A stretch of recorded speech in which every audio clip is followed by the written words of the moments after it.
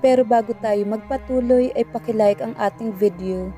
Ganon din ang subscribe button, pati na rin ang bell icon para lagi kayong updated sa mga parating ko pang mga uploads.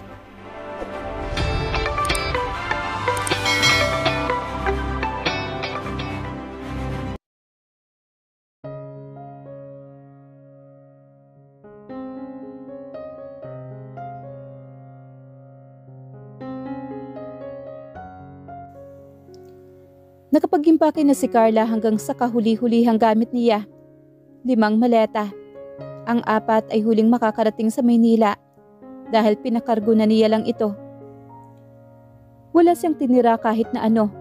Ang ibang gamit na hindi na niya gustong iuwi ay ipinamigay na niya sa mga kaibigang Pinoy doon.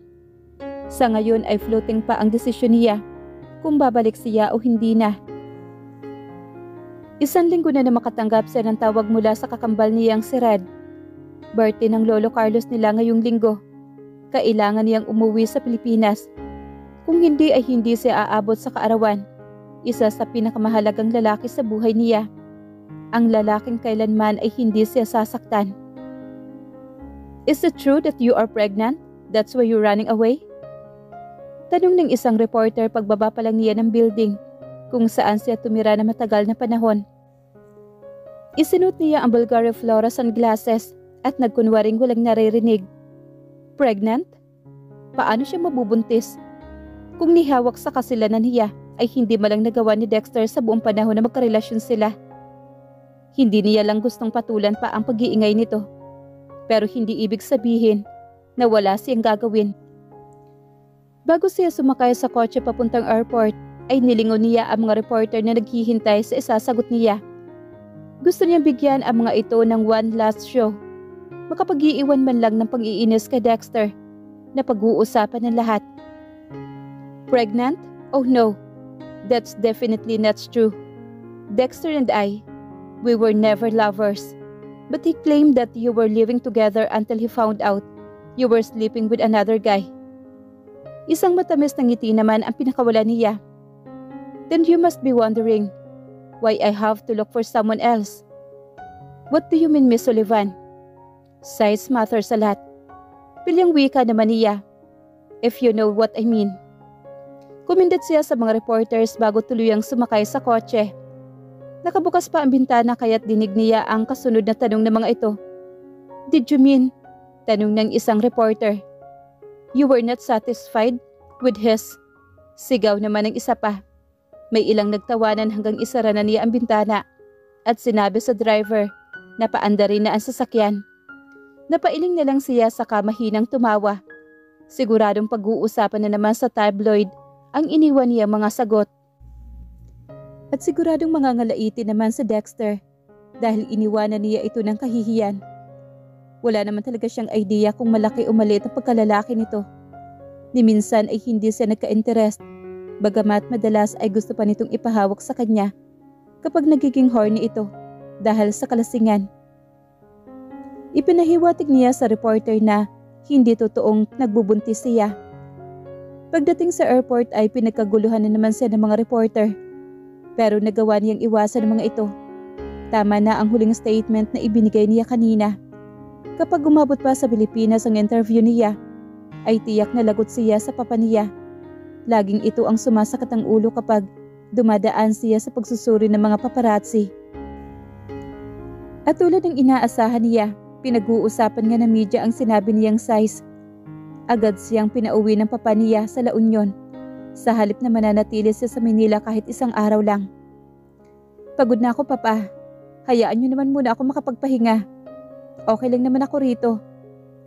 Pero tiyak na hinahanting ka na naman ng mga reporters diyan sa Maynila dahil nalaman nila sa Pilipinas ang tungo mo. You are not safe anymore, Carla. Sanay na ako pa sa mga reporters na yan. Umikot ang mga mata niya dahil sa pamimilit ng ama na pauwiin na siya. Kung hindi mo gustong umuwi ngayong araw na ito, sa Alonte Hotel ka mag-stay. Nang sa ganun ay mapanatag ako. Huwag mong ubusin ang pasensya ko sa'yo dahil ako ang susugod sa Maynila ngayon din kapag tumanggi ka pa. Okay, fine. Saan ba ang Alonte Hotel na yan? Alam naman niya ang mga branch ng Alonte Hotel. Pero gusto lang niyang palabasin na wala siyang idea para matapos na ang pag-uusap nila ng ama. Pwede niyang sabihing mamaya na hindi niya mahanap o kaya naman ay fully booked na ang hotel. 8:00 na ng gabi. Mas gusto niyang ipahinga ang katawan kaysa ang lumipat pa ng hotel. Ibigay mo na lang kung anong address mo yung tinutuluyan mo. Ipapasundo na lang kita. Hindi ko ipakikipagsapalaran ang kaligtasan mo dahil masyadong delikado ang panahon ngayon.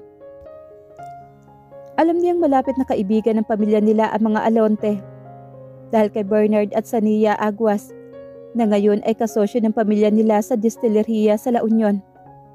Gagamitin ng papa niya ang koneksyon nito para mabigyan siya ng ingrading silid sa Alonte Hotel. Kasama na roon ang pagsundo sa kanya kung saang lupalupan siya na Maynila naroroon. Bakit nga ba hindi niya naisip yon? Dito lang sa hotel sa Armais Avenue, few blocks away from. Sumilip siya sa bintana ng hotel at natanaw ang katapat na prestihiyosong Alonte Hotel. From what? Inis na tanong ng papa niya. Alonte Hotel. Okay, huwag kang aalis dyan dahil ipasusundo kita. Anong room number mo? Ibinigay niya ang lahat ng detalyeng kailangan ng papa niya. Nang maibaba ang telepono, ay sandali siyang tumanaw sa Alonte Hotel. Di hamak na namang magara ang lahat ng silid doon. Pero siya mismo ang nagpasya. Sa 3-star hotel lang siya mag-stay ng isang gabi. Hanggat maaari ay gusto niyang ilayo ang sarili sa mga Alonte. Dahil sa isang mabigat na kadahilanan.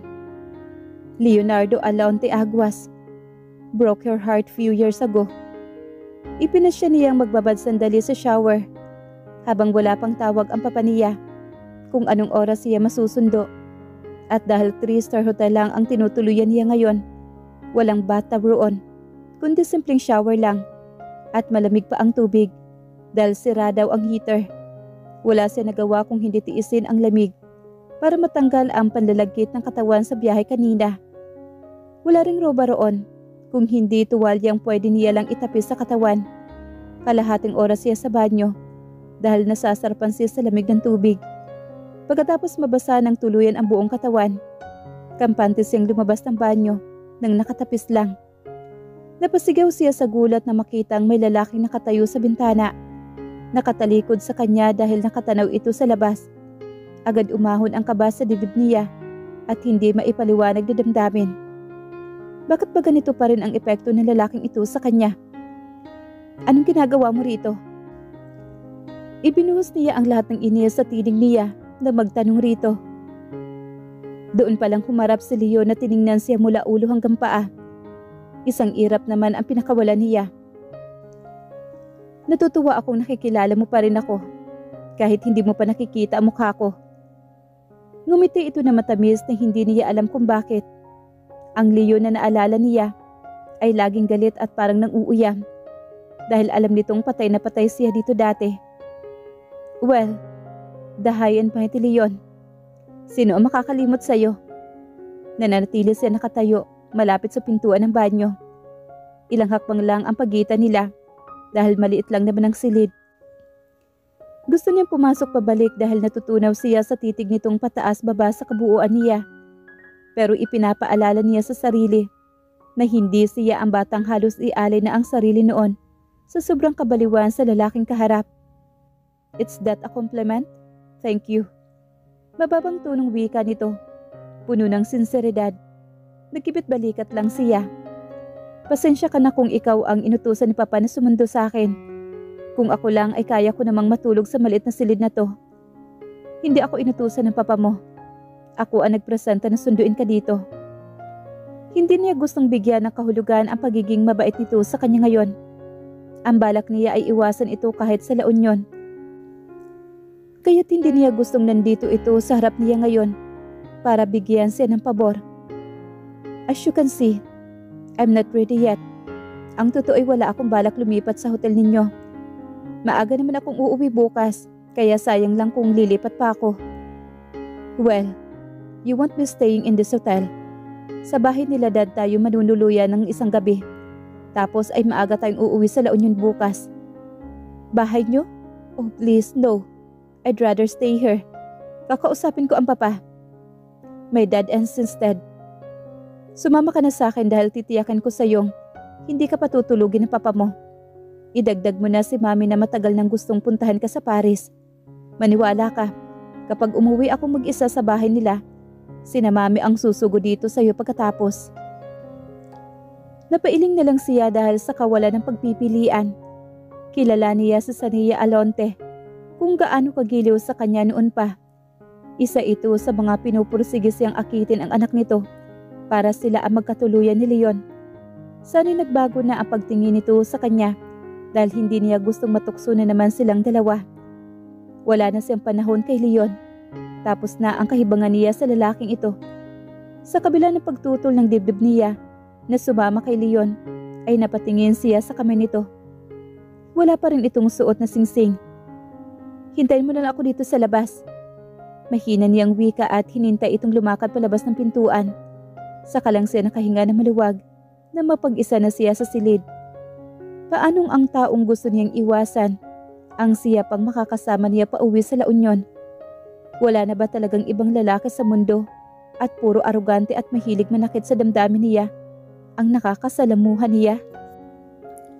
Nasa labi ng hotel si Leon nang bumaba siya, dala ang maleta niya. Kaagad siyang sinalubong na makita siyang palabas ng elevator. Nagtungo siya sa reception area para mag-check out. Bayad na ho, ma'am. Binayaran na ho ni sir. Para pang kinikilig pa ang babae nang ngumiti si Leon dito.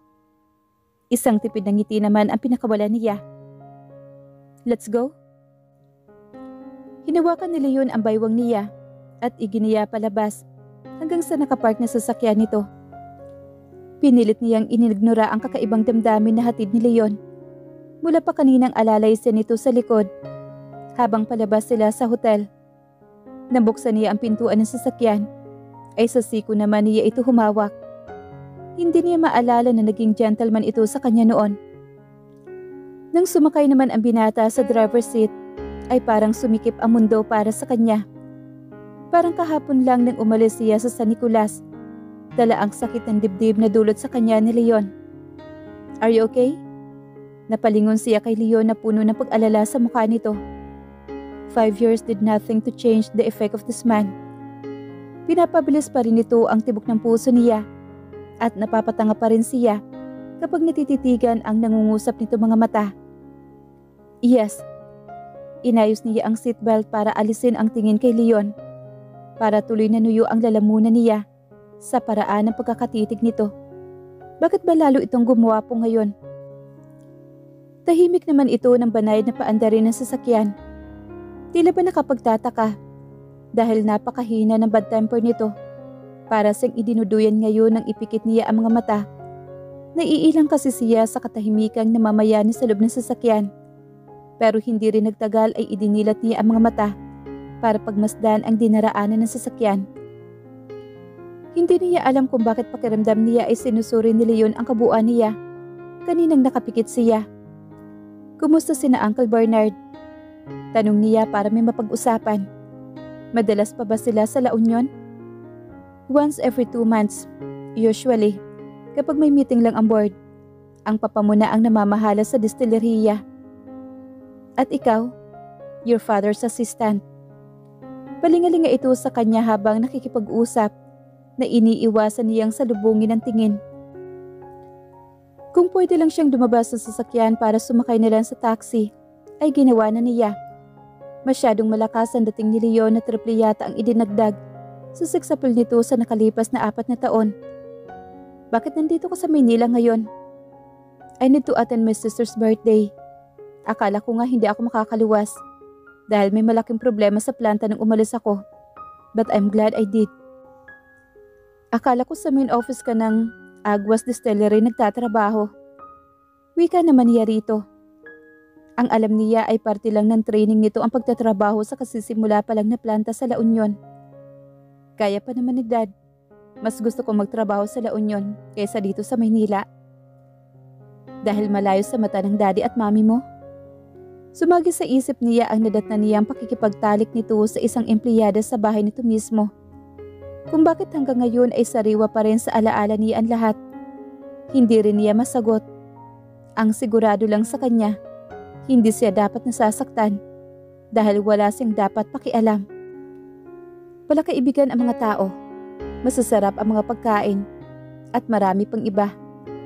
Marami akong dahilan kung bakit mas gusto kong manirahan doon. Hindi ko nga lang alam kung bakit ikaw pa ang halos ayaw ng tapakan ang La Union. Isang tamad na ngiti naman ang pinakawala niya. Kung si Leon ay minahal kaagad ang lugar nila, sa sandaling panahon pa lang, paano pa siya doon nakatanim na ang mga ugat niya? Kailangan kong abutin ang mga pangarap ko. Noon pa naman pangarap ko na nang tumira sa Paris.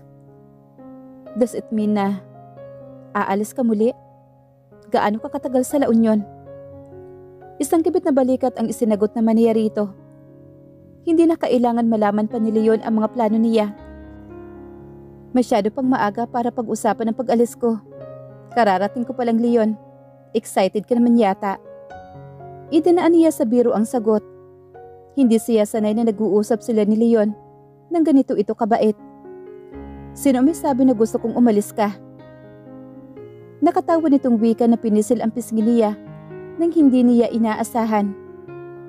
Everyone missed you when you left, sweetheart. Pagkatapos ay hindi ka na bumalik ulit. Hindi ko gustong isipin na ako ang dahilan ng paglayo mo. Isang peking ngiti naman ang pinakawala niya sa kaumiling. Ang totoo ay gustong maningkit ang mga mata niya.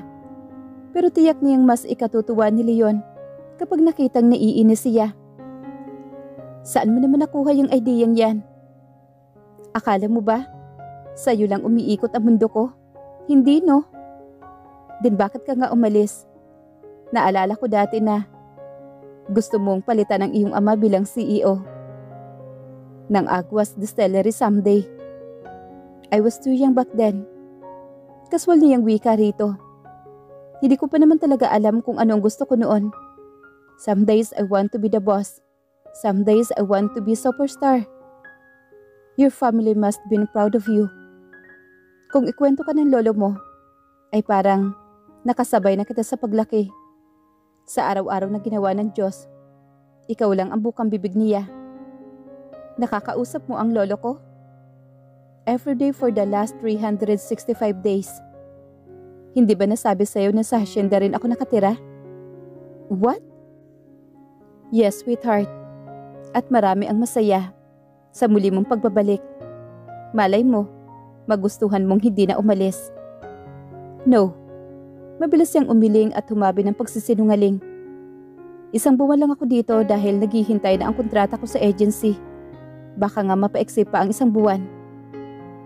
Ganoon ba kabilis ang paghilom ng sakit sa puso mo? Ano? Hindi niya naiintindihan kung anong ibig nitong sabihin. Nakasulat sa lahat ng periodiko na kaya ka umuwi ng Pilipinas ay dahil iniwan ka ng boyfriend mo. Ganoon ba kabilis makapag-move on? You are so concerned about my personal life, Leon. Hindi ako makapaniwala na inaaksaya mo ang panahon mo para sa mga balitang lumalabas tungkol sa akin. Ipinarada naman ni Leon ang sasakyan sa isang fine dining restaurant.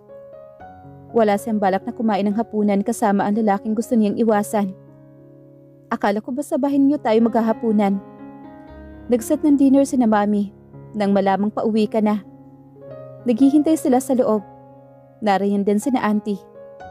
Bumaba ito at umikot sa gawin niya para pagbuksan siya ng pintuan. Ano? Bakit ngayon mo lang sinabi? Anong problema? Sa bahay namin tayo magdi-dinner o dito sa restaurant. Wala namang pinagkaiba. Pero hindi ko gusto na sinusurpresa ako, Leon. Hindi ko alam na buong pamilya mo ang makakasama natin sa dinner. Get used to it, sweetheart. Hindi lang yan ang surpresa na naghihintay sa'yo. Kumindat pa ito na gustong malaglag ng underwear niya. Bababa ka ba dyan o gusto mong buhatin kita? Papasok dito sa resto. Kaya kong bumaba mag-isa. Iwinaksi niya ang kamay nito. Pero dahil muntik nang sumabit ang heels niya sa carpet ng sasakyan, ay sa matipunong dibdib ni Leon pa rin siya bumagsak. Kung mamalasin ka nga naman. Easy, sweetheart. Hindi na ako katulad ng dati. Sa nakaraan na 4 na taon. Mabilis niyang inalis ang kamay sa dibdib nito. Saka inayos ang nalilis na palda. Humawak ulit sa baywang niya si Leon na halos nakayakap na sa kanya. You don't have to be extra sweet. Inalis niya ang braso nito sa bewang niya. I promised your father that I will take care of you. Natatakot siyang mapaligiran ka ng mga reporters na nag-aabang sa tabi-tabi. Hayaan mo lang silang makalapit sa akin, Leon. Kailangan ko sila para mapanatili ang kasikatan ko. Kahit nasa bakasyon ako. Hindi mo gustong iwala ang kasikatan mo?